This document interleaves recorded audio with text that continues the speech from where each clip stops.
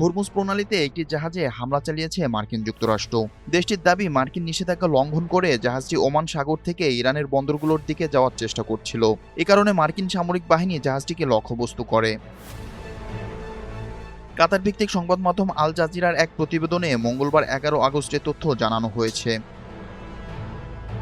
ইরানের সঙ্গে যুক্তরাষ্ট্র ইসরায়েলের যুদ্ধের মধ্যে গত জুলাইয়ে 13 দিন উত্তেজনার পর থেকে হামলা মূলত বন্ধ রয়েছে।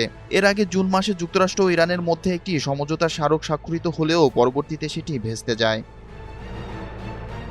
মধ্যপ্রাচ্যে মার্কিন সামরিক কার্যক্রম তদারককারী সংস্থা ইউএস সেন্ট্রাল কমান্ড সেন্টকম এক বিবৃতিতে জানিয়েছে, নৌবাহিনীর একটি হেলিকপ্টার পানামা পতাকাবাহী ভেলা নোভা কার্গো জাহাজটিতে 2টি হেলফায়ার ক্ষেপণাস্ত্র নিক্ষেপ করেছে।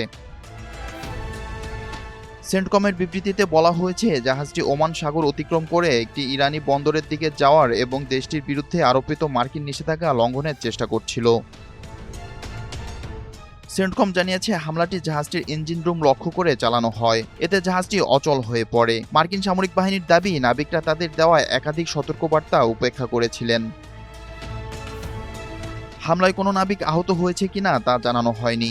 বিবৃতিতে সেন্টকম জানায়, ইরানের বন্দরগুলোতে অবরোধ চলাকালে মার্কিন বাহিনী 55টি বাণিজ্যিক জাহাজ অচল করেছে এবং 2টি জাহাজ জব্দ করেছে।